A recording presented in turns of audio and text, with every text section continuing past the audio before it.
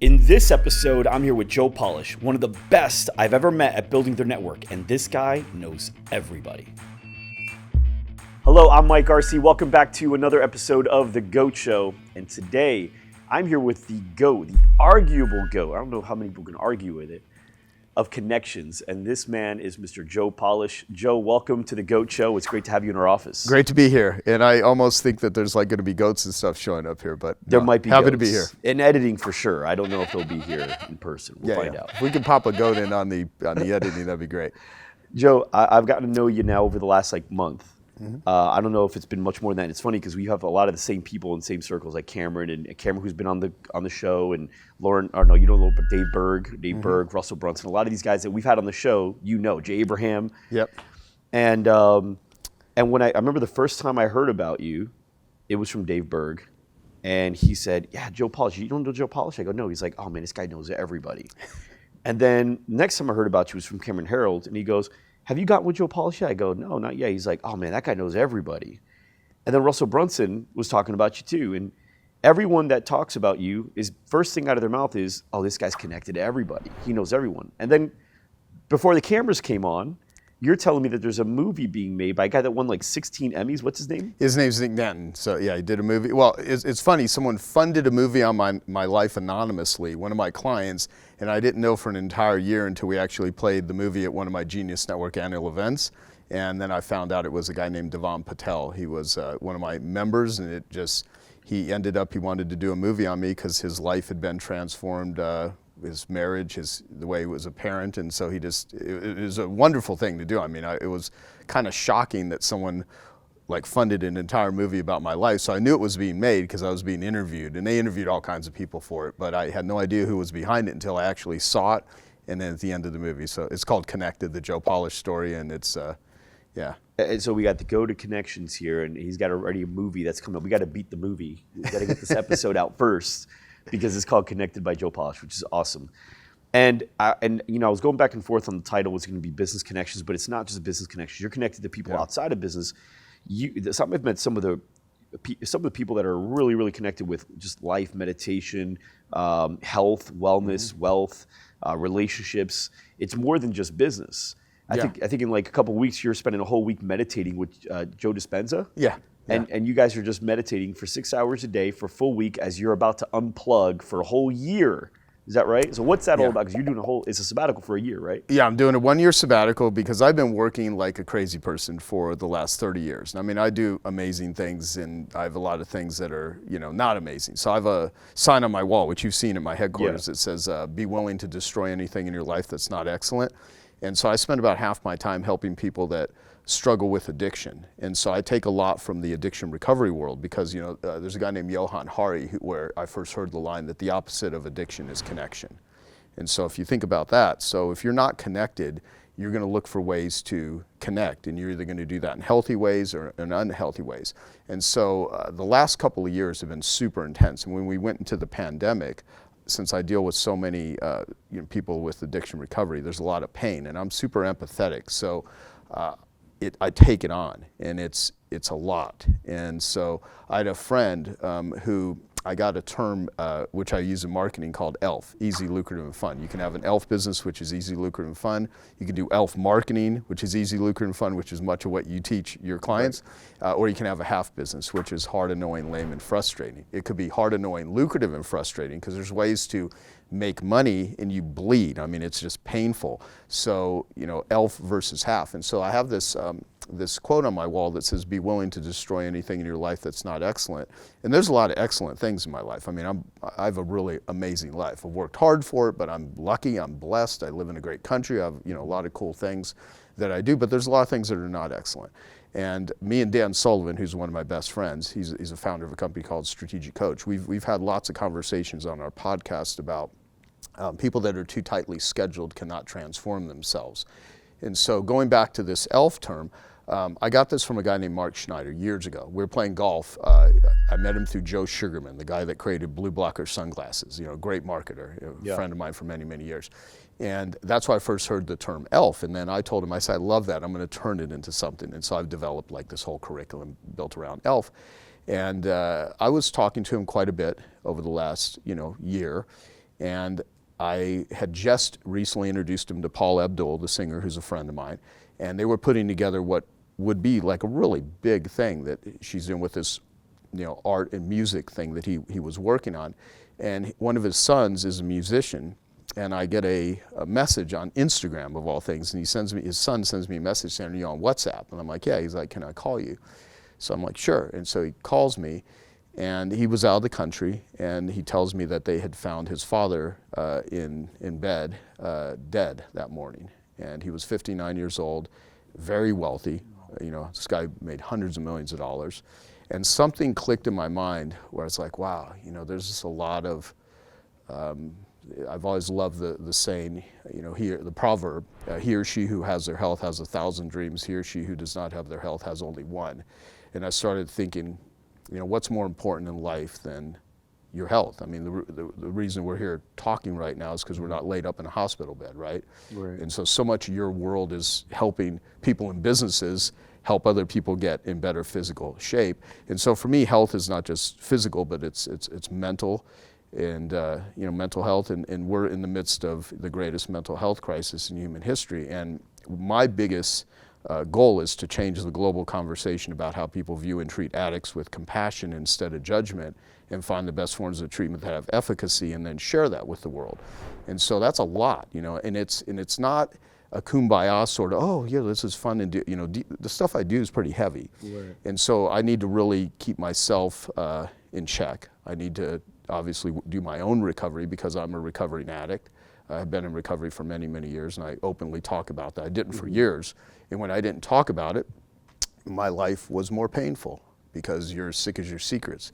And when I finally, had done enough work where I felt I could publicly start talking about these things, then I did. And I always caution people about how to share things, because there's a difference between secrecy and privacy. I mean, doing a Facebook confessional is not always the best way to purge yourself of demons and things that people do, but it's all about connection. So to go back to your, it's all about connection. It's not just connecting with other people. I can't connect with other people if I'm disconnected with myself. And so the biggest thing is to, connect with myself. And so the decision to take a sabbatical is I've looked at how a lot of entrepreneurs, since, both of our worlds, we work with a lot of entrepreneurs, a lot of our friends are entrepreneurs, and the original definition of an entrepreneur, the first recorded use of the word, came in 1804 from a French guy named Jean-Baptiste Say. And he said, an entrepreneur is an individual that takes resources from a lower yield to a higher yield, from a lower level of productivity to a higher level of productivity. So I look at so much of the world through the lens of an entrepreneur. How do you take something from here and make it here? It could be your physical health, it could be your body, it could be your business, it could be your consciousness, it could be how ethical you are. It could be, some people think of it, there's an axe to chop down a tree, and then someone invents a chainsaw. You've innovated a more creative way, but I take it way beyond that. It's not just about innovating, inventions and material things and technology. It's you as a person. How do you bring entrepreneurship to connection? How do you to value creation, to generating results, to feeling good? And so, I just want to go ponder. I want to immerse myself in music and art, health and recovery work, and I want to look at different ways of working, because a lot of ways that people run businesses, I don't look at a lot of people and say, I want their life. I have a lot of friends that are successful. I have a lot of people that are, have lots of money. I've made lots of money in my life. Fortunately, I've done some smart things, and I've done a ton of stupid shit too. I mean, if there's anything I've done well, it's I have clawed my way into most of my successes in life. I've just worked really hard, and I've clawed my way out a lot of messes that I got myself into, and I don't really want to claw.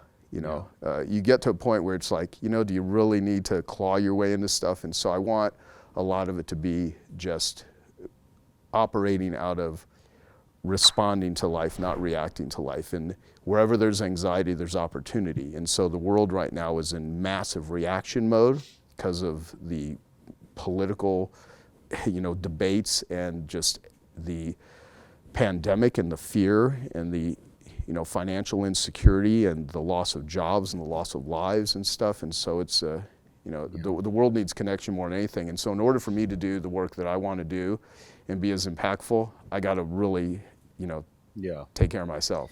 One of the common themes I'm noticing from people that I have on the show and I get to talk to here is it's like this higher level of awareness of what's important and what's not important. When you're in high school, you have a very low level of awareness of what's important. It's really just what everybody else sees as important. That now I should have that because that's what everybody values. Right. And the one thing you said in there that really stuck out to me, especially right now with the, right now for everybody watching, listening, this is happening in December 2020, right? So it's second wave or maybe third wave. I don't know how many waves. Another wave of COVID coming up, and shutdowns are happening. And you said, person that has their health has 1,000 wishes or dreams. Yeah, 1,000 dreams. Yeah. And a person that doesn't have their health has only one. Yeah. And that's such a great perspective right now because people are losing jobs, or people are not getting the money that they're used to making, or they're losing their businesses. And although all those things are tragic and they really suck, it doesn't even compare to the guy that's in the hospital right now alone. And when you really put it in that perspective, you're like, it's still not bad. We're still good. We're still in a good spot. Exactly. And I think that's a really important perspective that, believe me, convenience makes it easy to complain and whine about what you don't have. Oh, my Wi-Fi is not working. Most people that are not in a situation where they've lost everything or they've lost their job and they're not, and they have money, it's not usually what am I going to eat today? It's am I going to eat Italian food? Am I going to eat Chinese food? Is it going to be gluten-free? Is it going to be my keto diet? Right. It's not like we're dealing with starvation. And there are 1 billion people on the planet right now that would do anything to trade places with almost any of us that are listening to this. The fact that you can listen to watch a video, listen to a podcast. Right. And so I have to remind myself, because it's really easy in a place of convenience to lose track of what you actually have. And one of the things that helps me a lot, and I didn't think about this till just recently. I was doing a talk because I'm funding the creation of a virtual reality company with a couple of friends, Nick Janicki and Lyle Maxon. And so they're the VR geniuses. And so we're going to use technology for addiction recovery and some personal development stuff, not for what most of it is used for, which is entertainment, gaming, porn, blood sports, that sort of stuff. The opposite of addiction recovery, it's addiction creation. Well, yeah, exactly. So much technology is addiction creation. Right. And that could all be, if people just think about the use of their cell phones and how often people look at screens, you can see how we look at social media. Mm-hmm. It's a dopamine hit. It's like everything about it is basically designing the behavior that the technology companies want you to have. And almost anyone that would be watching this that has a business using technology thinks that their technology is the greatest thing for their clients. Right. Everyone thinks they're right. That's a funny thing about humans. Right. It's like everybody thinks they're right. Even people that are selling toxic food. There's all kinds of stuff. So in the midst of doing this VR company, we're looking at ways that we need to frame things. Because if you think of virtue, and by the way, I'm losing my train of thought. So as I went off of that tangent, I was like, what was I talking about right before that? So we were talking, mainly it was how you're funding the virtual reality, but mainly how people are putting things in perspective where. Oh, yeah. Thank you. You brought me right back there. And so, so these two guys that I'm doing the VR company with, they set up with this talk that we gave to the UN of all things. And it's the first time I ever gave a talk on a VR headset. And so we were in a virtual reality world, and I don't know how many people were watching, but there were about 1,500 people that were watching this conference. Most of them were watching through just regular, monitors, regular computer screens, their phones or whatever. And there was, a few hundred that were watching in VR. And I thought of this story I had told to a group of young entrepreneurs. It was an event, about 800 people were in the audience, and most of them were startups. And they all wanted to learn how to make money. So my talk was about marketing and how to build and grow a business and stuff. And one of the things I said to everyone there, because they all wanted to make more money, I said, how many of you in the room are, and I said it during this VR thing, and I said, I shared this story in this talk, and I'm going to tell it to all of you guys in the VR world. And so at that talk, I said, how many of you in this room are worth over $1 million? And so there's a few hands that went up. I said, anyone here worth over $5 million? One guy raises his hand in the very back. And I said, anyone here worth over 10 million? Same guy raises his hand. I'm like, how many of you would like to be worth $1 million? Whole bunch of hands go up. I go, how many of you would like me to give you $1 million? Whole bunch of hands go up. I go, okay. How many of you here would pluck out an eyeball if I gave you $1 million? No one raises their hand. I'm like, anyone, pluck out an eyeball for 5 million? No hands. 10 million? I'm like, huh. Anyone lop off one of your legs for $50 million? No hands go up. I'm like, all right, so think about this. You all want $1 million. You think $1 million is really valuable. You wish you had $1 million in your life, but you already have something that you wouldn't take $1 million for. It's called an eyeball. It's called your legs. Yeah, exactly. It's called your vision.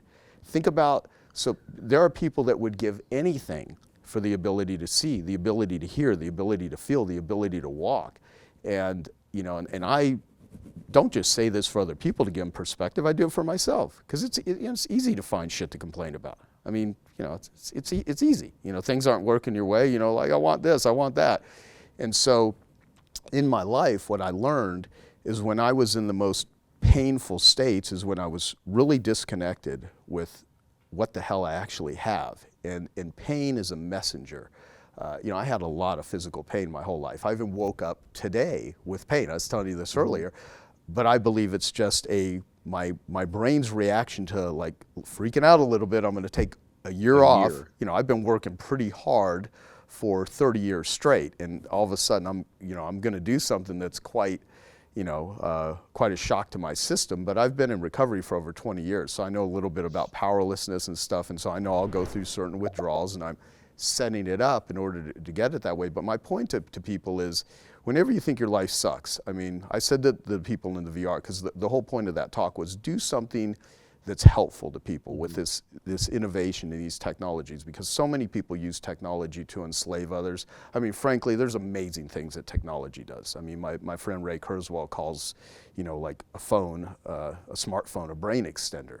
You can listen to music on it. You can watch videos on it. You can order almost anything that you want. You can. There's answer to any question. Exactly. You don't need to learn how to spell. You can talk. You can transcribe. You can write. You can do. I mean, there's a million things that technology does, but there's also a lot of ways that it can keep people in a state of fear.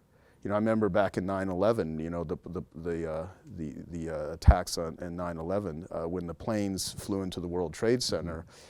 They didn't just hijack, the terrorists didn't hijack just airplanes, they hijacked American media. And now the whole world has had their media hijacked, and it's now put out into the world through social media. And think of the level of angst and fear because of where people are putting their attention. So when you put your attention just on yourself or what's going on out there versus like on yourself in a very conscious way, your body reacts in a different way. The issues are in the tissues.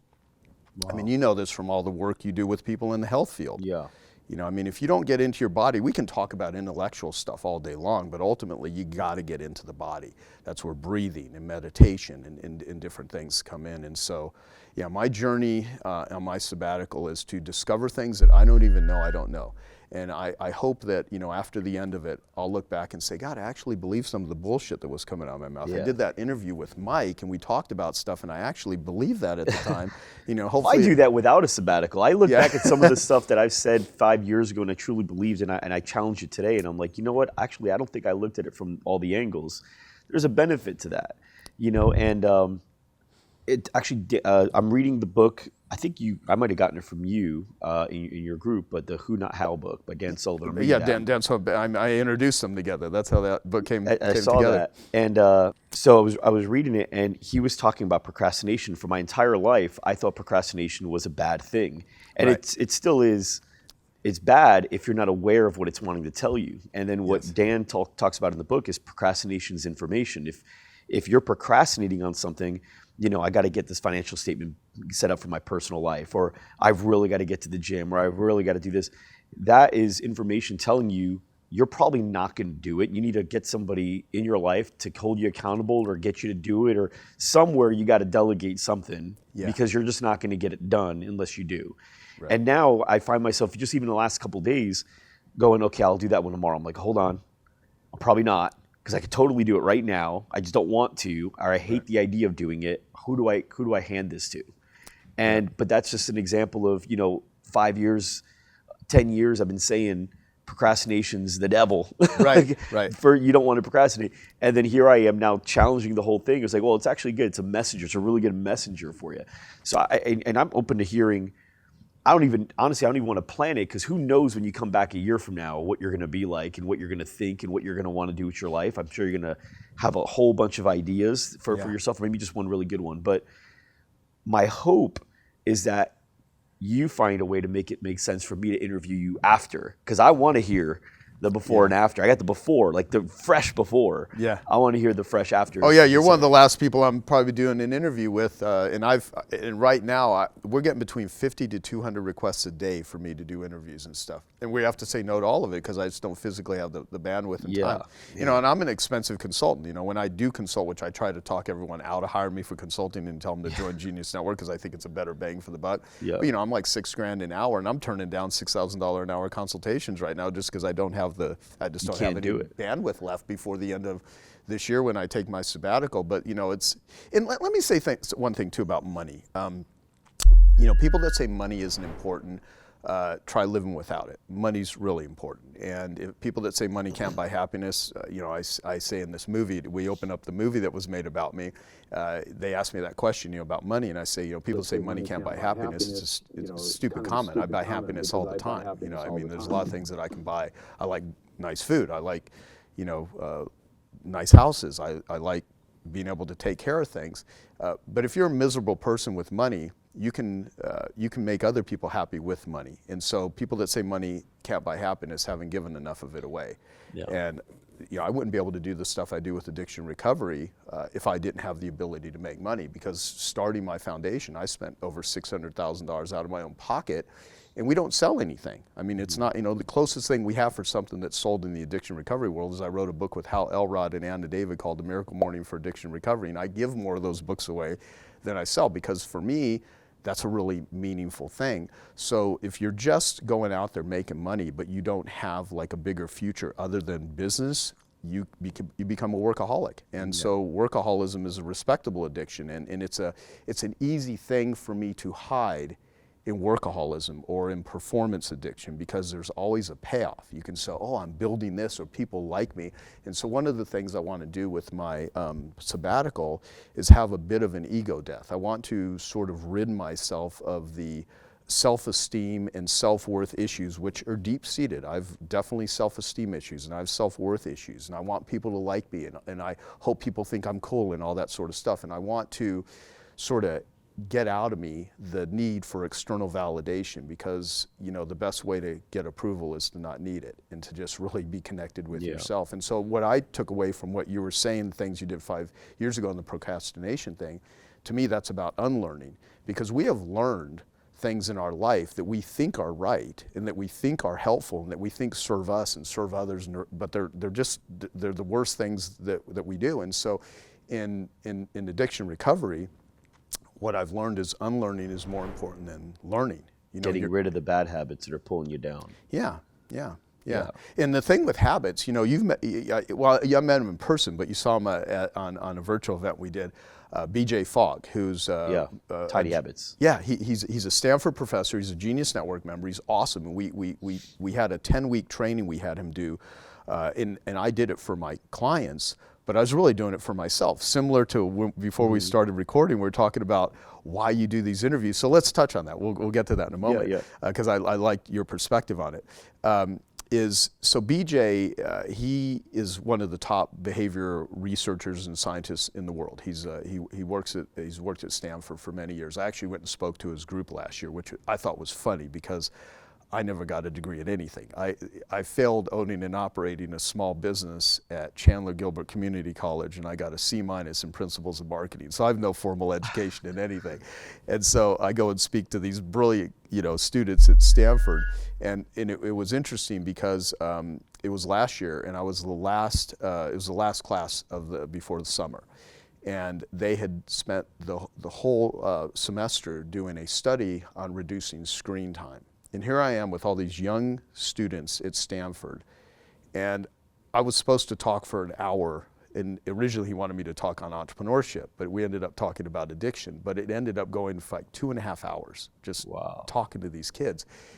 During the entire time, not a single one of them had any electronic device in front of them. They were all handwriting. And I was like, because they learned through their study how destructive constantly staring at screens is, and they proved it. And I'm like, you just don't see that anywhere, right? So BJ does some really cool stuff. And so he wrote a book called Tiny Habits. This year it was chosen as the best business book on Amazon, even though he never... Really? Yeah, it was voted the best business book on Amazon. It's a New York Times bestseller. And he never wrote the book as a business book. It was just about habits. And one of his students took his methodology and is the co-founder of Instagram. So, I mean, you know, BJ's work has been massively influential in the world, and they would never know to what degree. And I mean, people like James Clear, who wrote Atomic Habits, and Nir Eyal, you know, a lot of them reference and have utilized learning from BJ. So BJ's a really smart guy, but all behavior can be defined in the FOG behavioral model, which is it's B equals MAP. So behavior equals motivation, ability, and prompts. He used to call it motivation, ability, and triggers, but then he changed the word to prompts. And if you think about all behavior, most self-help people, most personal development people are pontificating all kinds of shit about hustle and drive. And look, that's really important. I mean, you can't be a lazy person and just expect things to just fall in your lap, unless you're lucky, and that occasionally does happen.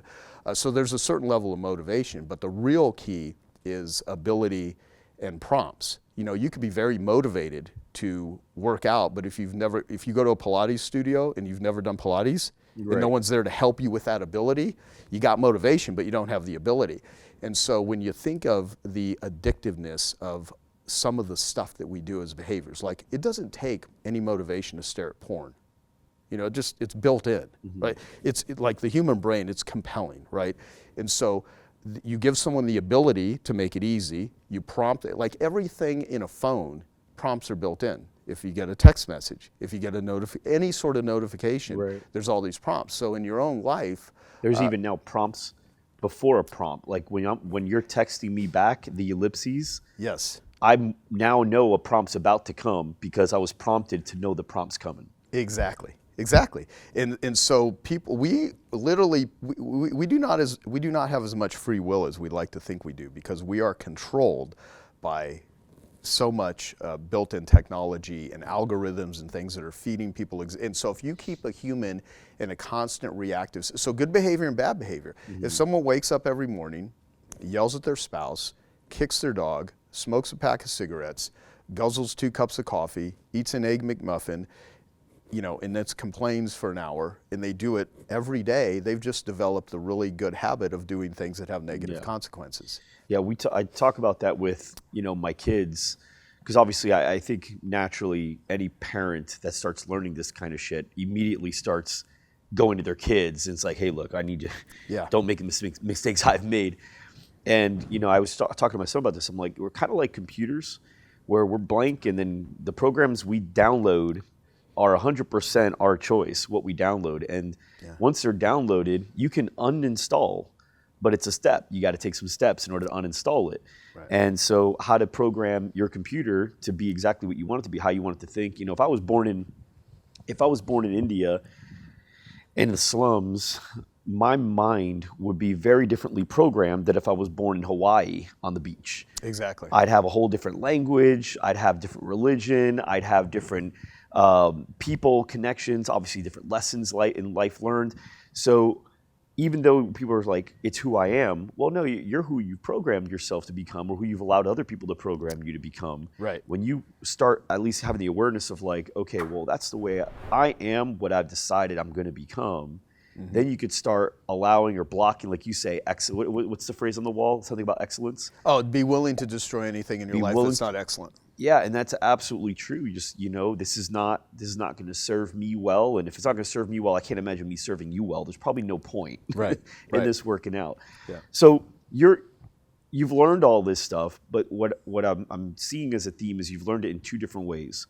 I'm going to add a third way now, actually, now hearing what you're about to do. But the way number 1 is through connections, through just, I mean, I can't imagine if I'm in your shoes, that I'm just sitting listening to all the people talking at all your events and just going, that's amazing. I gotta remember that. I never thought of it that way. So you're probably just learning a ton from connections. Yes. Experience, clearly, right? Yeah. And then now what you're going to do probably more than you've ever done is just self-thought, just thinking on your own thoughts, right? But I want to go to the first one real quick because it's what everyone knows you to be that doesn't maybe know you that well. I'm sure people that know you really well know a different Joe, right? Yeah. But you've started in a place where, from what I remember, was you had a carpet cleaning company? Carpet cleaning, yeah. Okay, carpet cleaning, which I want to get into. And now you're here and you're sitting down with some of the most remarkable people. I've seen pictures of you with, was it Jeff Bezos? Jeff Bezos, Bill Gates, Richard Branson, all those people that people think are really cool because people get enamored by famous people. Well, it's not so much that they're really cool because they're famous.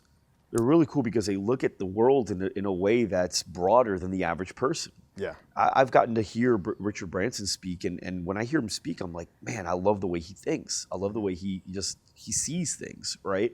And so, I don't know why everyone else is enamored, but I know for me personally, I just love learning from people, being around them. I think it's fantastic, you know? And so you've made connections. I'm sure with connections, you've made connections. And what I've learned, and the reason I value connections is because I feel like almost any problem can be solved with the really right network. Absolutely. And I'll have problems in my business sometimes. Maybe it's, with people. And I'm like, man, I've got a really delicate situation with an employee happening right now and I want to handle it right. What would Dave do? I usually go to Dave Berg for something like that, right? And I'm like, I know what Dave might do. Let me call Dave. Or if it's like a financial thing, what would Jim? Let me call Jim, right? And a lot of these guys. And so for me, that's fantastic because I leverage their experiences, which have their own lessons. So when did that click for you? Because you started out as a local business owner with a carpet cleaning company. At what point did you say, I probably just need to value relationships a lot more because there's a lot more that can do for me and vice versa? Yeah, I think the very first mentor that I have, that I don't even remember this guy's name. I wish, I would give anything to be able to find who this guy was. Not an eyeball. Not an eyeball. No. Not an eyeball. I'd pause for a moment and think about would I do it, but no, I wouldn't give an eyeball. I think of it in terms of what's the first domino. What's the book? What's the person? What's the event that changed the trajectory of my life? And there are positive dominoes. I mean, being raped and molested as a kid was a very negative domino. That led me into a world of addiction. I was a drug addict. When I was 18 years old, I was the worst state of my drug addiction. I weighed 105 pounds. An 18-year-old male that's 5'10", that weighs 105 pounds is in really bad shape. I was nearly dead. I'd wake up every day and I'd blow my nose and blood come out of my nose, and I'd wake up to get high. I'd get high to go to bed. And I was really in bad shape as a drug addict. And later in life, that became sexual addiction, which I never talked about for years, because when you say sexual addiction, that immediately conjures up some image of, some person that constantly wants sex, or some pervert, or someone doing bad stuff. And what sexual addiction is it's a intimacy disorder. And I'll come back to the mentor. I know that sounds like I'm going on a tangent, and I am, but there's a point behind it. And so what happens with people in life, that whatever they are into sexually, they have an arousal template that's introduced to them either in a healthy way, you're introduced to sexuality in a healthy way, or in an unhealthy way.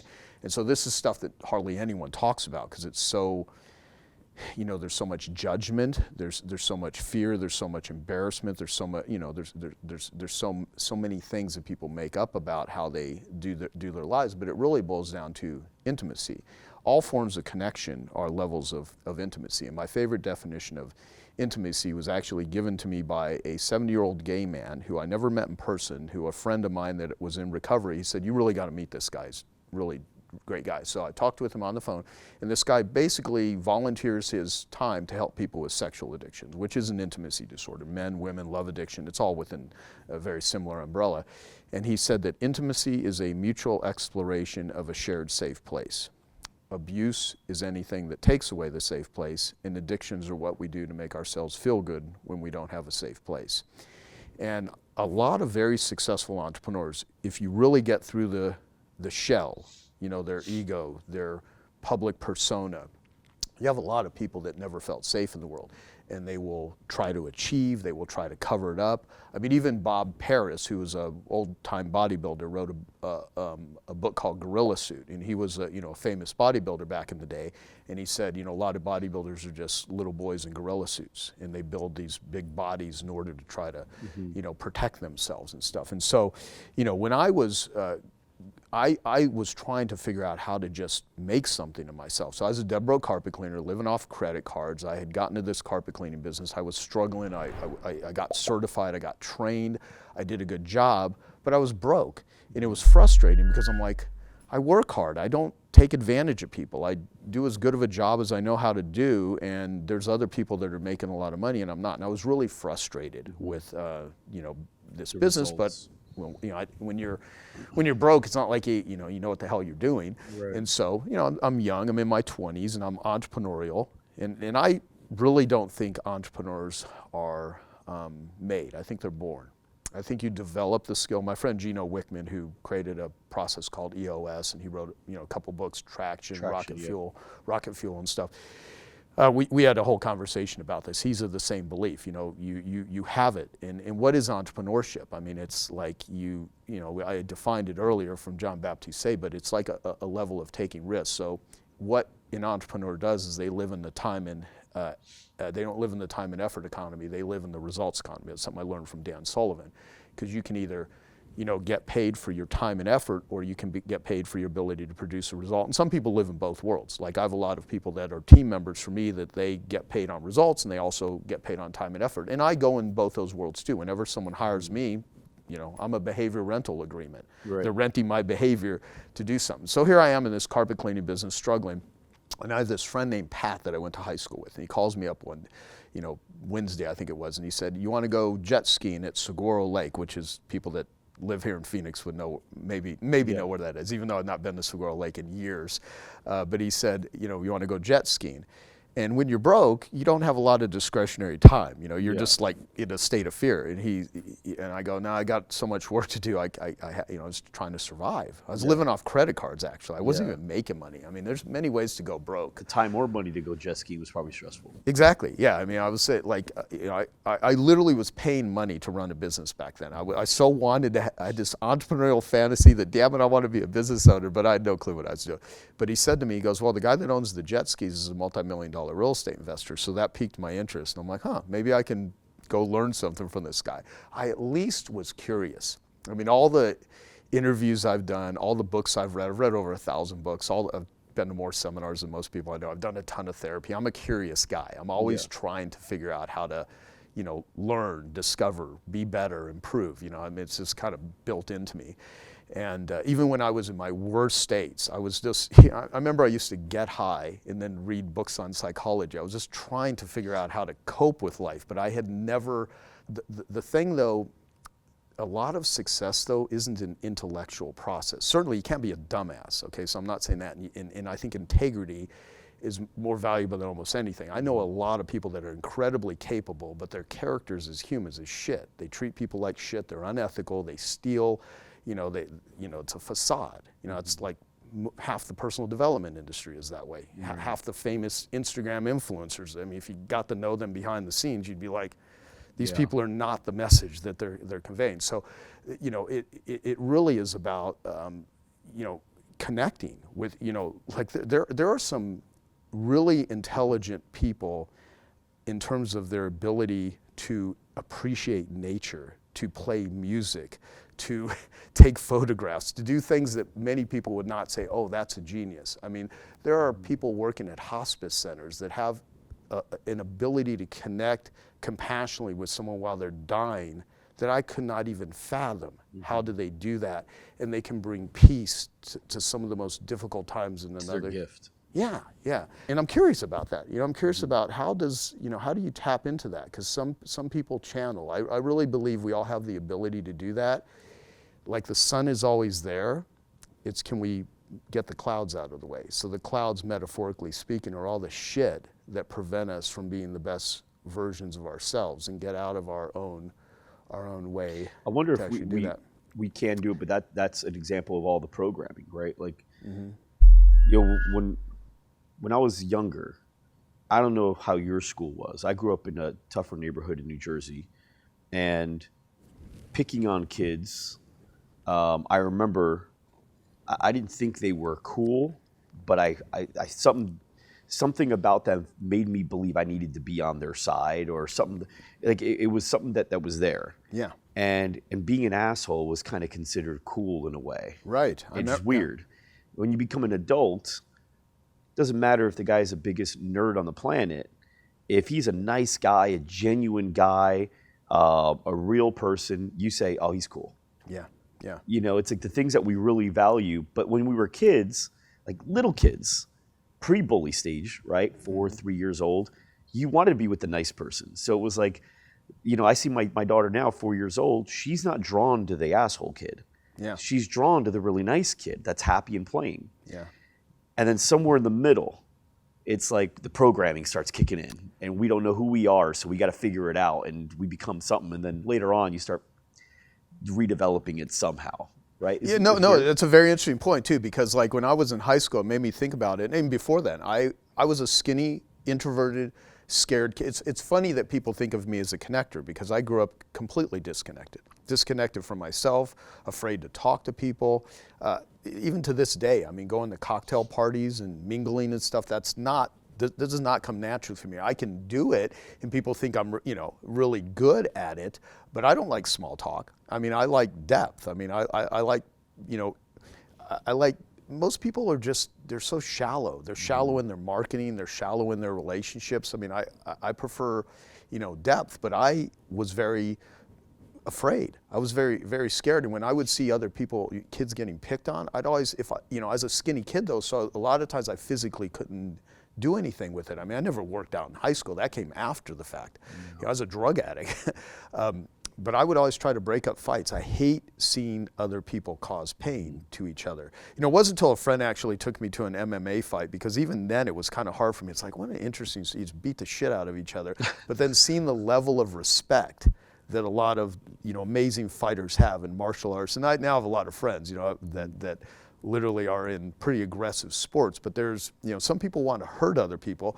Other people have a whole nother framing on it. So it's an art. We've had 2 Hall of Fame MMA fighters, UFC fighters, on this show that you're on right now. Yeah. And Dominick Cruz in particular. Dominick was, if you've never gotten a chance to talk with him, he goes deep, really, really deep. In fact, when the coronavirus first kicked in and it was like really starting to scare the hell out of the industry, the fitness industry, I actually had him come in to do a talk to my entire group, those 700 some fitness studio owners, just on mindset and being thick, being a champion, and understanding what's like your mindset of like, the 1,000 dreams for the healthy person, that whole thing, right? That's how he is. Right. And so, but when I talked to him about fighting, he's like, it's beautiful. It's an art. It's like just the ability to understand the thousands of different angles that you can go at it with someone and know the thousands of angles are coming at with you. It's such a game. Right. And then at the end of it, he's one of those fighters that he has true respect for the other fighters. And he at the end shakes. He's actually he's a commentator for the MMA. Okay. And he's super engaged in it. So yeah, I think it's easy to see it as just brutality, but then to somebody else, it's their art of their own. Yeah, exactly. And it's always fascinating to see mastery in action in any arena. To me, where someone has really just studied their craft and have taken their talents and have developed it into something. And yeah, look, beating someone up to be a jerk is much different than, 2 people agreeing to, be warriors in a ring, right, or whatever it is. And so, yeah, to go back to the original mentor I had and the original idea that you asked me, where did this whole connection thing came in? Well, there was no straight path. There was a lot of zigzagging.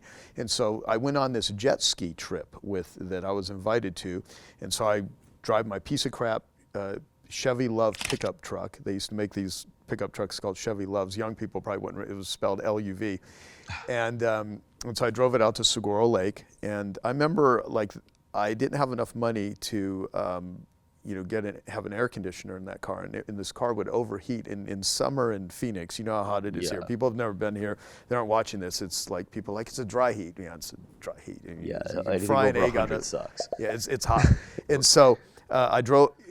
I literally would have to keep the heater on in this pickup truck in the summer so it wouldn't overheat. I mean, could you imagine that? Put the heat on so it doesn't overheat? Yeah, the truck would overheat. There was something wrong with it, and I Wow. didn't have enough money to fix. I just remember that. There's these things that stick in my head. And so not the whole time, but there was a period of time where I'd have to literally turn the heater on so it would dispense heat, and it would somehow keep this truck from overheating. It was like ridiculous. So I would be like driving in a sauna.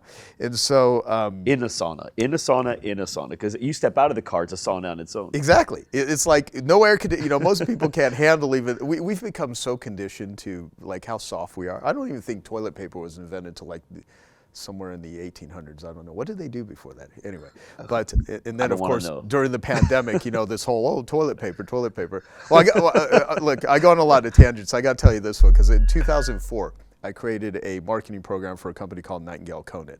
And back in the day, they were the top-selling audio learning audio program company in the world. And now all the stuff is licensed to Audible. So even this program I did called Piranha Marketing, the 7 success multiplying factors to dominate any market you enter, that was the #1 selling marketing program of all time for G.O.A.T.s. It beat Seth Godin, it beat Dan Kennedy, like everyone that was doing marketing programs.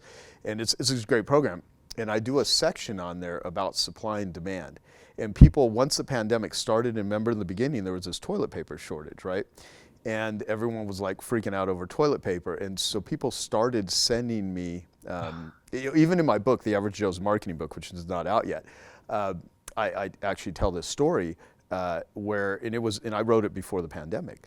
So in 2004, I do this little segment where I say, if you're a great marketer, that's awesome. And if you have supply and demand on your side, though, you don't need to be a great marketer. If you have a garage full of toilet paper and the world's supply of toilet paper evaporates, you don't need to, now today, there was no social media back then. Right.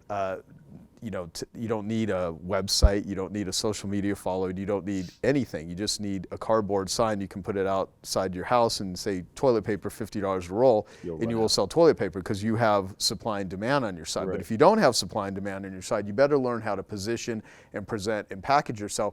And who would have ever known, 16 years later, we'd be in the midst of a pandemic and there'd be like a toilet paper supply and demand thing, and where they could do this. So anyway, so use that exact analogy, and here we 16 years ago, I used that exact analogy of like supply and demand, but it was proven out during the pandemic that if you have something that people want, like my friend Tim Chang, there's companies like Tonal, which is a fitness device, which I have. It's a really cool device. I have a Peloton. It works well? Oh yeah, I think it's great. And so Tim is an investor in that company. And during the pandemic, a company like that, literally, Peloton went up. Sales skyrocket. Company like ClassPass. They lose 80% of the revenue, right? So a lot of this, it's luck. Restaurant owners and all this sort of stuff. So anyway, let me finish this story. Then I want to ask you some questions about interviews. So I go on this jet ski trip, and I'm there with this wealthy real estate investor. There's 2 jet skis. My friend Pat, this guy who's a successful real estate investor, and his friend. I don't remember this guy's name, but I'm in my early 20s. And I finally have a chance to sit down on the tailgate of this pickup truck with this guy that is the wealthy real estate investor, and my buddy Pat and this guy's friend are out on the jet skis. And I said, so I hear you do really well, and I have a small carpet cleaning business, and I'm trying to get into another business that I can go into so I could, do better in business. And I was kind of embarrassed to tell him I'm broke and I don't, know how the hell to make this business work. And I'm hoping he could, this smart guy that's made money can tell me what the hell I can do with my life in order to be more successful, because clearly, this carpet cleaning business thing was not working out. And so he said to me, he goes, well, what business are you in right now? And I said, well, I have a carpet cleaning business, and and it's really competitive, and there's other people in Phoenix that are doing, better than I am, and I'm wanting to see if you had any suggestion on another industry that I could go into that would be better than carpet cleaning. And he goes, well, there are other people in your business category that are making money. And I go, yeah, there's a couple companies here in Phoenix that do over $1 million a year. And back then, to me, that was a lot of money. And he said, well, if there's other people doing well in this industry and you're not, there's nothing wrong with the business you're in. There's something wrong with you. And I'm like, well, no, I don't do any bait and switch. I'm certified. I got trained. And for a rookie in business, that's like sensitive subject, right? When you're a veteran, you're like, I know that already. Tell me what. Exactly. No, exactly. You know, yeah, it's like it's when the student's ready, the teacher appears sort of thing, right? And so, you know, I then said, well, you know, a lot of these companies do bait and switch. I've gotten trained. I'm certified. I do a good job. And I thought, you know, I'm just ethical and these other companies aren't. So the people that are making money are clearly, you know, they're greedy, lying, cheating. Yeah, you know, a lot of the... You know, I've never been down on entrepreneurs, although there's a lot of people that are anti-capitalistic, they're anti-business owner because the way the media sometimes portrays, you know, corporatism and stuff, they think that everyone that's in some sort of money-making endeavor is some bad person, where I'd like to say, well, there's 28 million small business owners in the United States, 28 million businesses, 27 million of them are single-person operations. I mean, this country thrives off of small business owners. Where do you know, like, and the rest of them are the ones that provide the jobs to everybody else. So where do you know, there's not a money fairy that's floating around just shitting money out of the air. I mean, you know, people have to produce and do stuff. And some do a great job and create value, and yeah, there are some scumbags. I mean, and that would apply to any category. So he says this stuff to me, and he says, well, young man, he goes, you're like most people. You think the grass is always greener on the other side. He goes, what's going to, you know, happen if you go into another business is you're going to, because I told him that I'd gotten trained, I'd gotten certified, and I'd been doing that for a couple of years. And so I'd been at this business like almost, you know, going on a couple of years. And he said, you're going to spend another 6 months, another year, another 2 years learning the technical skills of another industry so you could go out and repeat the same bad business habits that have caused you to be a failure in this one. And I'm like, well, shit, that's not the motivational speech I was looking for. But, you know, for some reason, I was like, it just occurred to me, he's right. He actually knows something that I do not know. And I don't know very many people like this. How do I connect with people like this? So to go to your original question of, you know, when did you start connecting? Like, it doesn't come naturally for me to go up and say, hey, how do you do this? And I also don't like just asking people to just tell me what they know. I mean, I think anything that I have coming to me that I will get in my life, be it money, be it relationships, be it connections, be it learning, I have to create value first. I'm not entitled to anything. So, you know, having an entitlement attitude is one of the biggest killers of true, genuine, sincere relationships. If you know, I wrote a book called Life Gives to the Giver and Takes from the Taker. So the title of the book is Life Gives to the Giver. And I give that book away for free. There you go. That's this one here. It's pitch. By the way, how do people get this book? Literally joesfreebook.com. joesfreebook.com. joesfreebook.com. It's pretty good. I mean, you can download it for free. You don't have to buy anything. It doesn't currently put people into any sort of like you got to subscribe or buy something funnel. It's a genuinely good book. If you never buy anything from me, you can download it for free. If you want the physical copy, we'll send it to you for free if you pay shipping and handling. But that's literally... Awesome.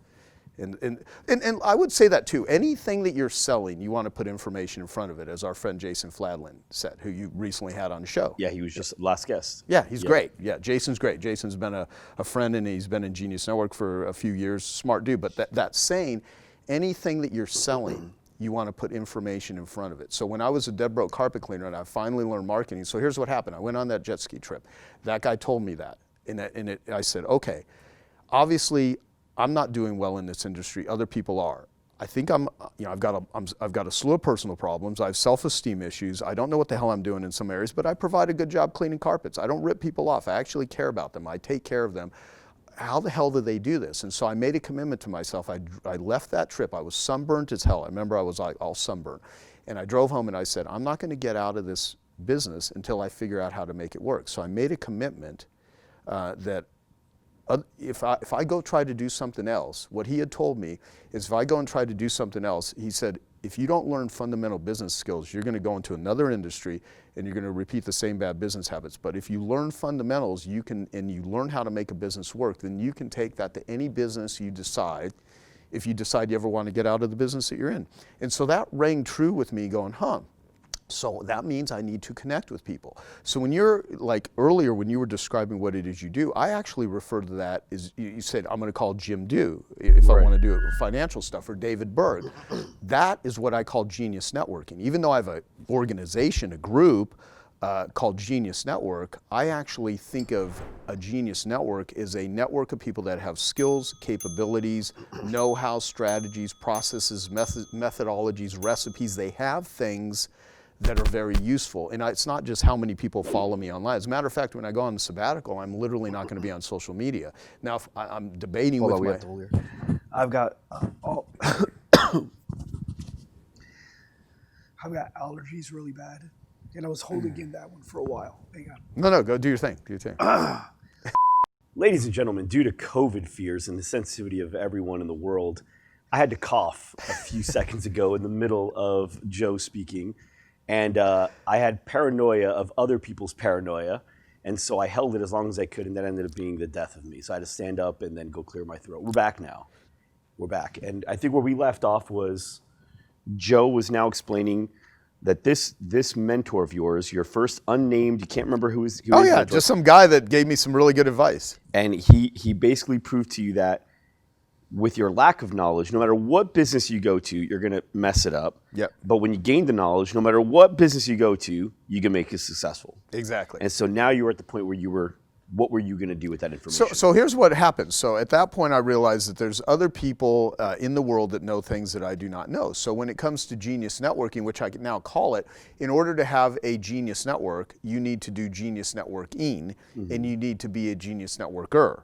So in order to, it's a be, do, have. If you're being a genius networker and doing genius networking, then you will actually have a genius network, which simply means any problem in the world can be solved with the right genius network. So if you have problems in your life, opportunities, challenges, whatever, who can help get you there? If you want to be a better parent, think of who are the 8 people. If I could have 8 people that I could just talk to as a sounding board, give me advice, ask questions to, that would help me with being a better parent, who would that be? If you want to get in better physical shape, do you need a yoga instructor? Do you need a personal, coach? Do you need a massage therapist? What would be the things that would help you? Do you need someone to help you with what you eat and your diet? Do you need a chef? Those sort of things.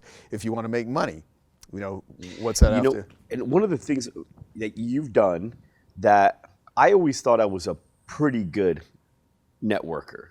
I thought it was pretty good. I've learned that I've got a lot of room to grow after even just hanging out with you the one day in your office with all the other guys that you had in there for that what was it the Genius Day, the big Genius Network annual event. Yeah. The big event, right? And so I'm there, and what I noticed was you stay connected. You don't just get connected. You did a Facebook video, or not Facebook video. You just did a text video to Kevin Harrington. You did another one to Jay Abraham.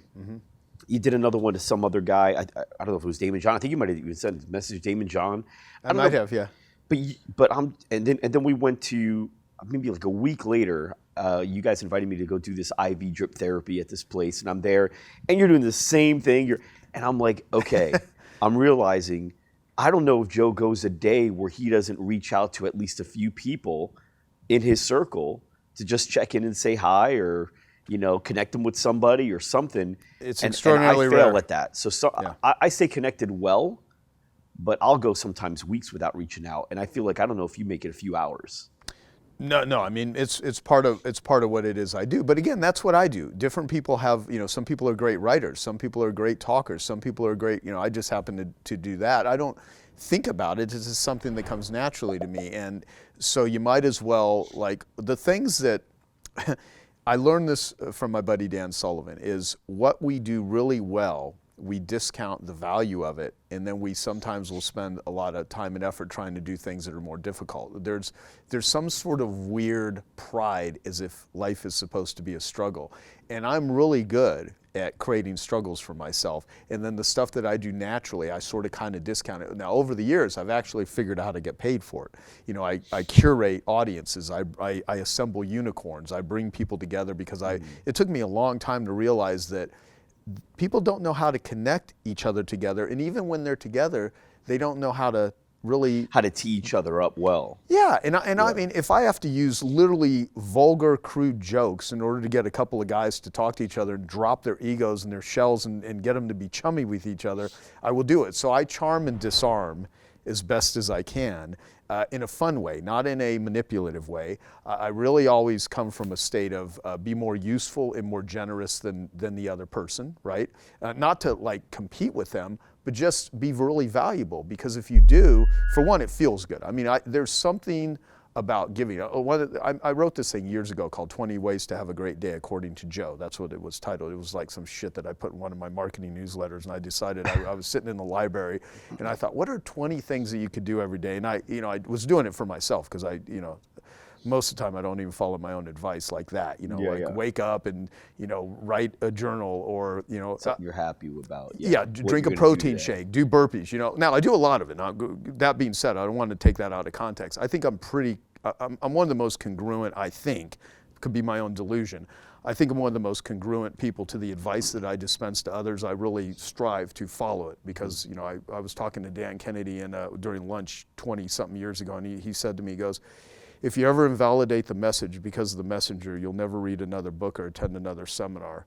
And that's unfortunately true. I mean, most of the people that write books and courses, if you hang out with them, they don't follow their advice. And so I strive to be one of these people to where anyone that I interact with, I hope that no matter what happens, I can say something, offer something, do something that, even if it makes them laugh, I mean, because I really, and I think it makes people feel good. So this 20 Ways to Have a Great Day, I listed all these things just to simply feel better. What would make you feel better? If you're depressed, write a letter to yourself. If you have no one to talk to that can encourage you, what if you had to encourage yourself? What would you say to yourself when you're feeling shitty?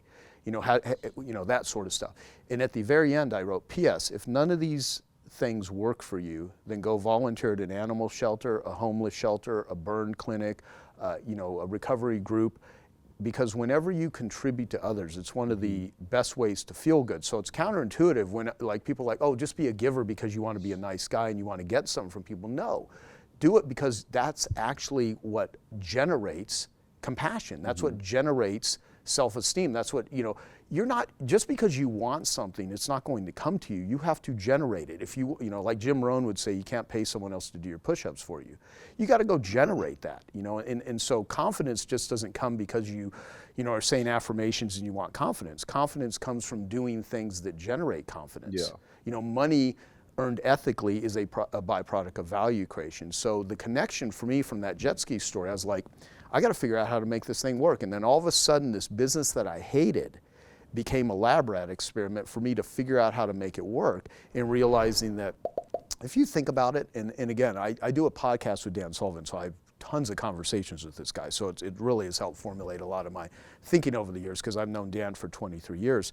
And it's like most money that's made in the world comes out of bad news. It doesn't come out of good news. Yeah, you can go buy clothes and that makes you feel good. Yeah, you can, watch a movie. Maybe even the carpet clean because there was a stain or somebody spilled something. Yeah, no one wants to clean their carpets. I had to figure out how to successfully sell something nobody wants to buy. No one's going, I can't wait till the cat pisses in the corner so I can call the carpet cleaner. Right. Can't wait till, the boss comes over for dinner and we have to make the place look nice. Dentists, plumbers, all of them come from bad news. Exactly. And so I had to figure out how to successfully sell something nobody wants. And when you have to figure out how to successfully sell something nobody wants, it actually makes you quite good at marketing. And my favorite definition of selling from Dan Sullivan is getting someone intellectually engaged in a future result that's good for them and getting them to emotionally commit to take action to achieve that result. And I've asked audiences, like, what's the most important words out of that definition? Getting someone intellectually engaged in a future result that's good for them and getting them to emotionally commit to take action to achieve that result. People will say, take action, or, emotionally engaged. And I'll say, well, no, the real framing is good for them, because you can get someone intellectually engaged in eating shitty food, watching pornography, smoking a cigarette, going out and getting hammered over the weekend. That's not too hard to get people intellectually and emotionally engaged in certain things that aren't good for them. But when it's good for them, then you have to really think about, what the hell am I actually selling? And if you're selling something that's exploitive, if you're selling something that's a transaction, if you're not in the transformation business, I think there's an emptiness versus if you're actually taking pride in what it is you do. And I'm not saying you need to frickin' be, in some sort of business that is saving, starving children. I mean, there's all kinds of interests people have, and this is not like what it's like literally, whoever is buying something, is it really benefiting them? Is it really helping them? And if you make money selling shit that doesn't really help people and kind of imprisons them, yeah, you can make money. But I think that I believe in karma, and I think it takes a little piece of your soul when you sort of do stuff like that. And if we operated in the way to where, the sales job we're doing actually, and that's where marketers have kind of fucked things up, because there's a lot of incredibly good marketing selling shit that isn't that good for people. Yeah. Or they push there's like, hype used ethically is massive enthusiasm for what you're selling. Hype used unethically is exaggerating, lying, misleading. And so you see really good marketers that are very capable at marketing, but their character causes them to push the limits and say stuff that they really shouldn't say, promise things that really aren't true, and they end up lying for a living. And that's not, so I very You much... didn't need to do it. You were good. You could have figured it out if you had done it the right way too. Well, think about it this way. I mean, you already know this. You teach this to your clients. The most expensive sale when it comes to getting a client, a member at a gym, someone to buy something, is the first sale. It's going to cost a lot of money. You're going to spend time, money, energy, effort in order to do that. They don't know you. They don't have rapport with you. The number one question in all consumers' minds is, who can I trust? Your job as a marketer is to establish trust and rapport. That's an expensive thing to acquire them. Once you got them, if they keep buying from you and they refer people to you, then all of that is where the profits come from. If you even if you're an unethical person, like you're wired to just be like a criminal mind, and there are a certain percentage of the population that are like the Joker and Batman, they just want to watch the world burn. There are people like that. From an economic standpoint, it doesn't make any sense if you're going to have repeat business and referrals. If you just make people happy, if you deliver what it is you sell, in the long run, in the short term, you may not, people think, oh, I have to do it, I'm desperate. And look, when I was a drug addict, I sold drugs in order to support my drug habit. That's an awful thing, right? Now, granted, most of the drugs today that save people's lives are illegal, like the plant medicines, the ayahuascas, the ibogaines, the MDMA. They're getting close to where, we're seeing such incredible benefits if administered properly, because there's a lot of one of those. Yeah, what's the name of them? There's a name of somebody that would monitor. Like a shaman, something. Shaman, yeah. And believe me, there's a lot of fake shaman out there. There's a lot of people that are, getting high in campers and Burning Man and calling it a spiritual experience. Yeah. And there are people that are having spiritual experiences, But so the thing is like we live in a world where like there's all these legal drugs that kill people. Number one killer of substances in America is sugar first, tobacco second, alcohol third, opiates fourth. One thing that does not get anywhere near the news coverage that it would be, which is this insane news media cycle that we're living through right now, is, 4 times as many people are dying from suicides and drug-related deaths, alcohol-related deaths, tobacco-related deaths, that have died from coronavirus. That shit's not all over the news. The aftershocks are far worse than the quake of all that. So anyway, so the bottom line on that whole tangent is, this all boils down to connection, how you operate, how you connect with people. And when I learned that anything that I want to do in my life to progress is going to come from a discussion, a learning from someone. There's many ways to learn. You can read books, you can watch videos, you can write, you can study. Yep. Yeah, there's all kinds of ways to learn. One of my favorite ways to learn is discussions, just talking with other people. Yeah. So before we were doing this interview, you had talked about, man, I just interview people that I want to learn stuff from. Yeah. And I'm like, me too. I record my research. I've interviewed over 900 people, some of the most well-known, business entrepreneurs in the world, quite a few billionaires. I'm friends with a lot of very well-known people. But I'll tell you, I've learned just as much sitting in a 12-step group in a church basement as it goes. Just talking to someone that figured out how to deal with some addiction that used to control their life.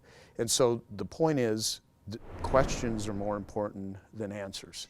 It's funny too. You had the range, so it was like really well-known people to people in a 12-step program for addiction. Yeah. But there's also in the middle here where you take certain guys like Dave Berg. A lot of the world doesn't know Dave Berg. Like they may know a lot of those random influencers that are taking pictures on a jet that may never have left the runway. The guy just let them take a picture on the jet. Exactly. But Dave's a really successful guy Right. with a wealth of knowledge in a lot of different areas that every time I meet with him, he challenges me on something that makes me go back and not necessarily redo it, but do it a little better or do it a little different. So like Dave Berg, guys like that a lot of people don't even know. I'm sure you know a lot of people like that. Yeah, so one of our members in Genius Network is a guy named John Raymonds. Super nice guy, introverted, never given a public talk in his entire life that I'm aware of. And so I asked him if he would talk about investing, just a short talk, and then we would have a conversation as part of Genius Network and for our annual event. And John's been a member for a couple of years. He sold his last company for $500 million. He's an investor. He's like wealthy. He owns all kinds of different businesses. One of them is Braun Studios, which actually made the Joker movie with Joaquin Phoenix. Wow. So it's the highest grossing R-rated film in history. You know, did over $1 billion in revenue. Movies like Aladdin. I mean, this guy is so much more successful than most of the people out there talking about how to be successful that have giant internet followings. This guy has none of that stuff. And he has no ego. He's just the nicest guy in the world. And so the beauty is there's all these people that are out there in the world that no one's asking them how they do what they do. But if you sit down with a guy like John, and he gave this presentation that was amazing, brilliant, and he's the real guy. He's not just some like person talking about how to make money. He's worth hundreds of millions of dollars, right? And so, like, the point is that you never realize who you're walking by in the street. And so people can get enamored by a famous person, and that's cool. You know, you can admire someone, but there's a lot of wonderful, amazing people in the business world that make money. Like I said, like hospice centers that are these amazing humans that do stuff, and they don't get recognition on social media. They're not influencers, but man, are they smart people. Jason Flatty, the last guy, he said, I don't have an Instagram. Right. He's the guy behind the guy, is what I called him. You're Yeah. the guy behind the guy, like the other guy, the guy from the documentary. Remember what it was called? Supermensch, who I've had on my podcast, Shep Gordon. Have you had him? Oh yeah, Shep's great. That's an awesome documentary. He's Alice Cooper's. He's been Alice Cooper's manager. Who Alice Cooper, the singer, is a friend of mine, and who lives here actually. And Alice has been sober for 36 years now. I did an interview with him that we haven't released yet. He's been sober for half his life. He used to be a total alcoholic. Yeah. And he now has a teen center called Solid Rock Foundation. And so Shep Gordon, he's been his manager for 50 years without ever a signed agreement. Made each other millions of dollars. And then so much has happened from that afterwards. He's a connected guy too. Yeah, and he also is a guy that said, I've never seen anything good come out of fame. Those that have risen the highest have fallen the farthest. Yeah, and really. I said to him, and he was Janis Joplin, who was a singer. Many young people may not know Janis Joplin, but very famous singer. Mm-hmm. And she died of an overdose. And she had a quote that he had never heard of before, even though he was her manager. And I told him this. He's like, I'm glad you shared that with me. She said, I would go out and make love to 20,000 people, as in singing and performing, and then I'd go back to my hotel room alone. So even though you could have tons of people that admire you and think you're great, if you're disconnected from yourself, you still feel empty, and you're looking for the drugs to give you that artificial connection, or the sex, or the gaming, or the gambling, or the food, or the internet, or whatever. You were talking earlier, now this reminded me of something else too, where you labeled sugar. You said sugar is like one of the top killers, right? Above like liquor and all that other stuff. And tobacco, alcohol. So my sister, who I love very much, my little sister, 4 years younger than me, always in incredible shape up until, probably college, just naturally. But she did sports, right? She was very active in sports. And once she started having kids, she totally, it got caught up. She became a mom, 3 kids, and she gained, 40, 50, 60 pounds, something like that. And the hard part was not that, because I don't know if that's necessarily, I don't care about that. And I don't think anybody really thinks about deep level. That doesn't define who you are. Right. What was concerning to, me, my mom, was that she's got 3 kids, and it didn't seem like the trajectory was staying flatlined. It was going that way, and we're thinking diabetes, we're thinking a lot of this stuff, and we don't want that for my sister. And so we all were having like random little talks. My mom came to me because I'm the salesman in the family, right? The communicator in the family. She said, Mike, please find a way to talk with her. Even I couldn't get through, right? Mm-hmm. And so she was very defensive too. So it was very delicate. Well, we ran an ad, and we ended up getting one of our studios that's in Chicago. My sister lives in Surprise. During the pandemic, to do virtual training with her. The name of the studio is Lady Strong Fitness. My sister went ahead and gave it a shot. She liked it. She thought it was really cool, but didn't want to sign him because it's $99. So I kind of, I played with words a little bit to make her feel like I was actually getting a better deal by paying for it. Like if I paid it for you, it's actually better for me. She's my client, it works out. I just didn't want her to quit. My sister's lost over 40 pounds during the pandemic. Wow. She's in incredible shape. She hit her goal. Her goal was to get under 130. She's at 128. And she just won Transformation of the Year from this company. And I tell you this because you talk about marketing and how, people, they ruin everything. And what I did was I got all the account managers on a Zoom call. This was yesterday. And I said, I want to show you guys a video. And I played a video of my sister at the kitchen. She didn't know that they were about to announce it. I said I have to put it up on the TV because she wants me to, she's my client, she wants me to see if she's doing it right. And then they announced the Transformation of the Year goes to Amanda King. And you see her go, whoa, and she stands up and she starts cheering and she's bowing. She said, I've never won before. And she was so excited. Her daughters were cheering for her. Her daughter was like happy recording her. All this emotion. You got my mom cheering. There's like 12 people, our whole family, our kids, everything. Everyone's cheering for her. She feels so good about herself. So I played that video and I told the story before that. And I said, so when you run an ad, so it's not about making the client happy. These are the stories ultimately that are the end result of it. That family that's all happy is more happy because she won an award. It's because that's not a worry anymore. Yeah. That's over. It's just something that's exciting. She's winning. Everything's great. No one's concerned.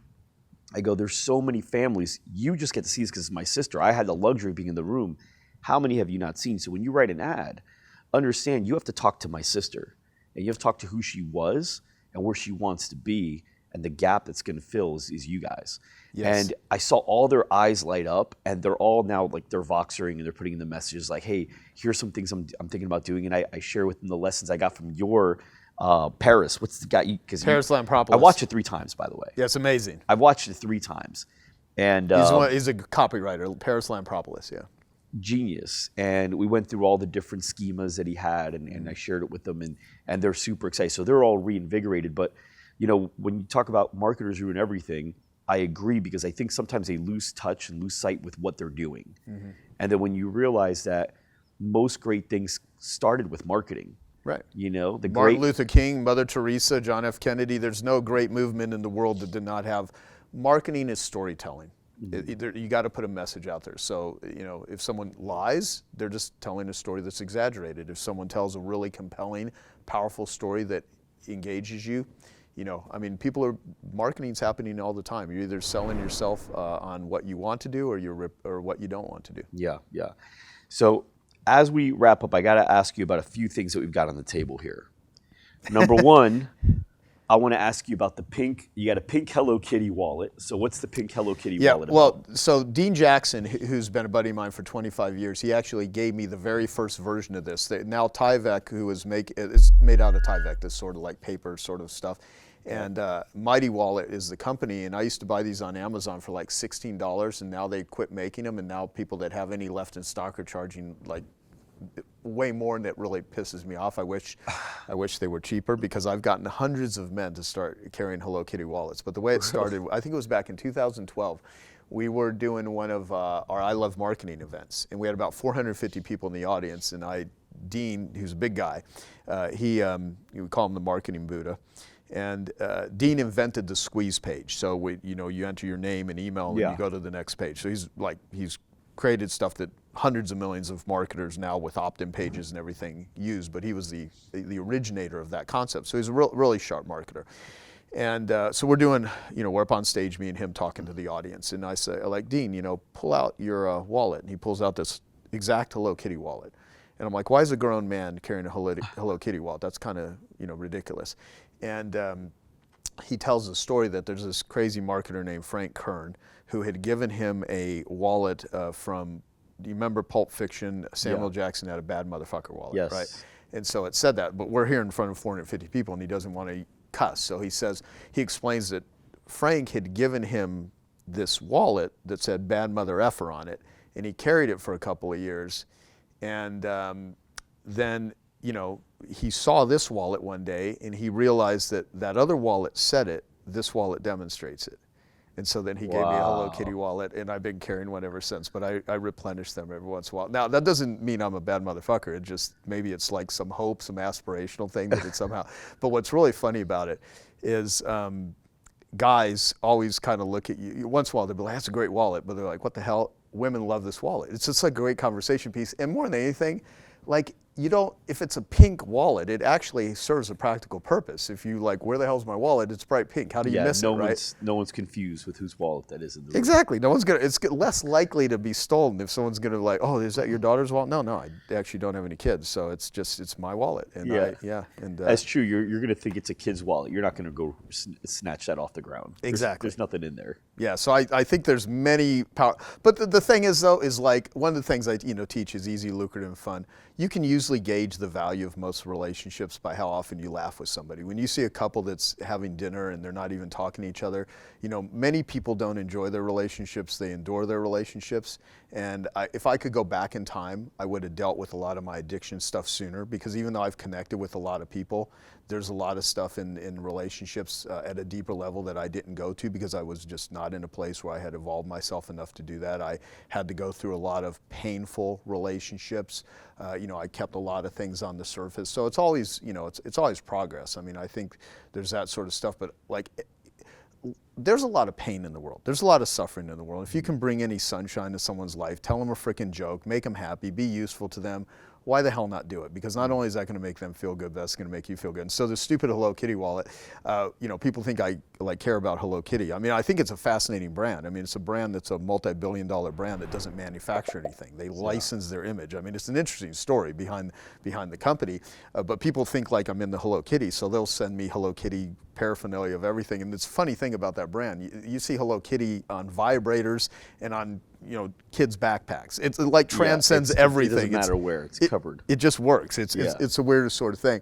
But to me, it's as funny and it's kind of ridiculous. And I think people should really strive to have more nonsense in their life, because as my buddy Dave Kekich says, who's been paralyzed from the chest down, life is seldom as bleak as it seems when it's going wrong, or seldom as great as it seems when it's going well. Lighten up, you'll live longer. So part of this shit is just to lighten up, because I can really get myself riled up with my ability to have eyes for opportunity bigger than my stomach's ability to digest it. Hence one of the reasons that I'm doing my sabbatical. I want to do obligation elimination. And a couple of things I'd like to wrap up based on, just to tie up some of the things we talked about. I think everyone watching this, if they're like, how does Mike get all these guests, and how does he?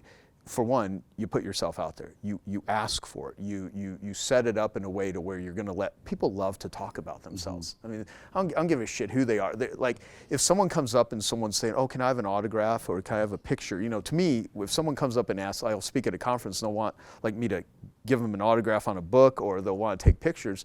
Like, I will usually make a joke and say, if you knew how many personal problems I had, you wouldn't be putting me in this category. But sure, I'll take a picture. And people that actually believe their own PR, that if you have a bunch of people that are following you online and they're talking about how great you are and how awesome you are, if you do good shit, that's what should happen. It shouldn't be like, oh my God, I'm so amazing. No, that means like you're good at what you do. Right. And if you're good at what you do, you should be having people give you testimonials. It should come with the territory. So the thing is the people that really become my true friends, or I look at people that are more powerful, how do they treat people that are less powerful to them? Are they kind to their staff? Are they kind to a server at a restaurant? If someone opens the door for them, do they say thank you? Do they open the doors for other people?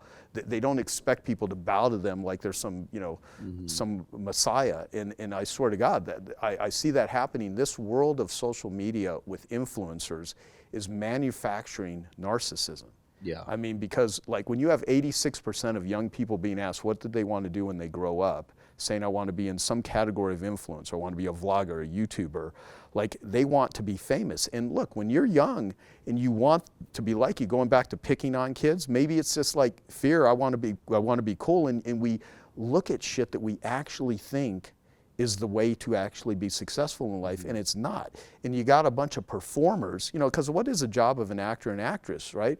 It's to pretend to be someone that you're not. And there are many cool actors and actresses on. So I'm not saying the profession, but if you go back 100 years ago, actors and stuff were like the scorn of society. They were not the cool people. Now in society, that's what everyone admires. And that's great if you admire maybe their performance, but that doesn't necessarily mean that's who they are as a person. I even tell people, if you watch a movie of mine, you're gonna see this movie of me, you're just gonna see me edited in a certain way to present a certain thing, and yeah, I hope it's valuable and I hope people get lessons out of it, but you know what, I have shitty fucking days. I have days where I do not feel like very good at all, and where I'm not making good decisions and I'm in a reactive state. So I strive to never believe my own PR. I mean, I'm a human. I got flaws. I got all kinds of things that I want to work with. And so I'm a convert of my own system. I mean, I never thought I would teach marketing to anyone. I learned it. It worked for me. I thought, how many other people, could benefit from what I learned here, and can I figure out how to make money with it? And lo and behold, I packaged it up and I started selling it. It was difficult in the very beginning to do it, but I believed in it and it worked for me. Because, and if it would work for me, it would work for other people. Because frankly, I'm not all that smart. Yeah. And I just happen to do things in a certain way. So winners find ways to win. Losers find ways to lose. If you're winning in life, there are certain things that are occurring, and a lot of it truly is luck. I mean, I've been learning more about this, is that I was Sam Harris, actually, trying to think of who he was talking to. It doesn't come to me. Talking about like 80% of success in terms of wealth has to do with where you're born. I mean, who would I be if I was born in North Korea? If I was born in some, country that was poverty-stricken, filled with disease, political oppression. So a lot of times people take for granted the advantages that you have. Use them, leverage them as best as you can. And to go back to what you're doing here, I think as people watch and learn from you and watch your interviews and your conversations, what a freaking great way to learn and have people sit down with you, ask them questions, talk about what it is they do. So if people become skilled at just simply, asking questions and figuring out what questions to ask, it's one of the best schools. Schools, the real school in life starts after you get out of school. Yeah. I mean, going to school is going to school, but when you become an adult, learning is painfully slow in many cases. I mean, even with the VR company that I'm starting, we're trying to reimagine and reinvent education so that we can come up with ways that people can be immersed, because all this shit about content is king. You hear a lot of content, content. You got to have good content. You put out great content. You put a lot of post-production. You put a lot of things going to the content. Content is valuable. However, content is available everywhere. You can get content on Netflix. You can get content on TED Talks. You can get content on YouTube. I mean, there's a ton of really amazing free content. And some of the most expensive information in the world is bad information, even if it's free. So if you can get good information and you pay money for it, you should spend that money if you got the money to do it, right? So, but see, content is great. And in some cases, I could argue content is king, but context is king. Context is way more important than content. And communication is valuable. We're communicating, but if someone right now is in a place where they're multitasking and doing stuff, they're not really comprehending what we're saying. We're communicating it. Right. It's not comprehension.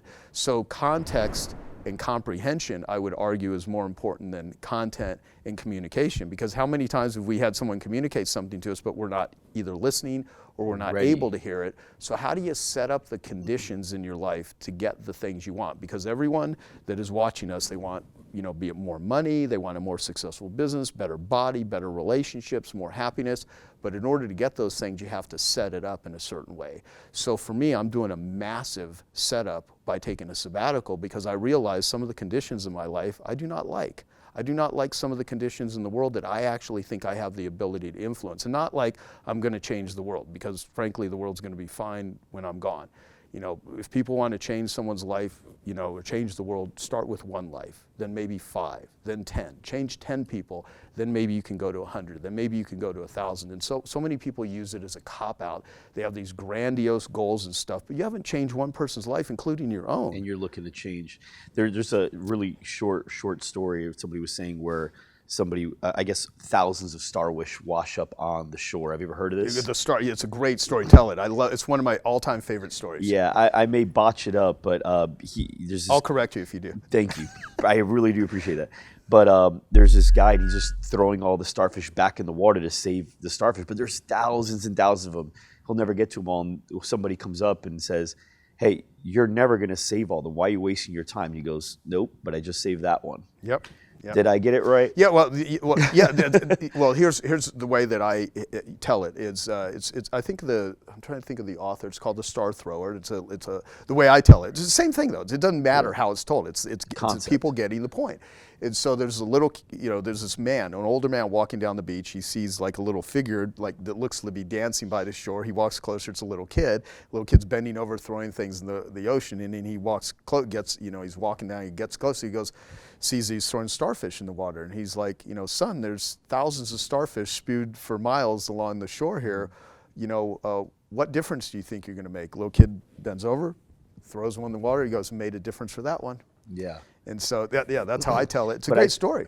I think there's so many times people are focused on making this impact as like a legacy impact, but you don't realize how far you can go. And there's this company I was a part of, a shirt company idea, and it was Believe, and it was in script, but it was backwards, so you could only read it in the mirror. Have you ever seen it or no? No, I have not. It's got Nathan, but I wore that shirt everywhere, and it really changed.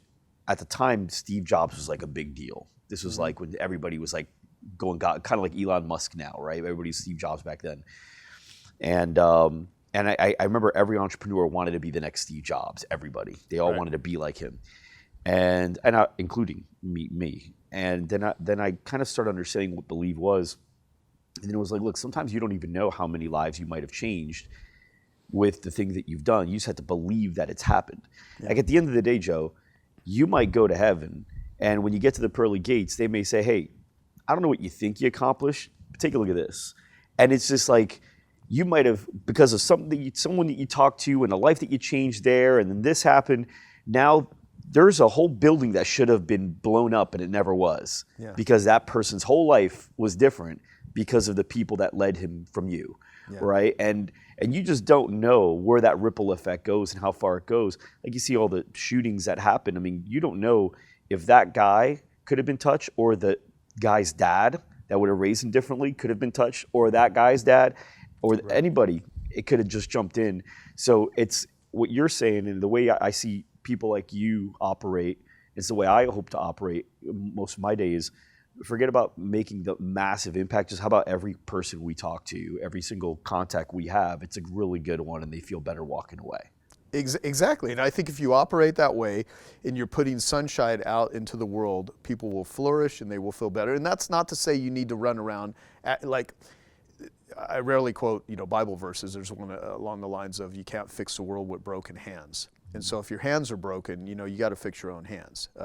And a lot of time, and most entrepreneurs play broken, just like in sports.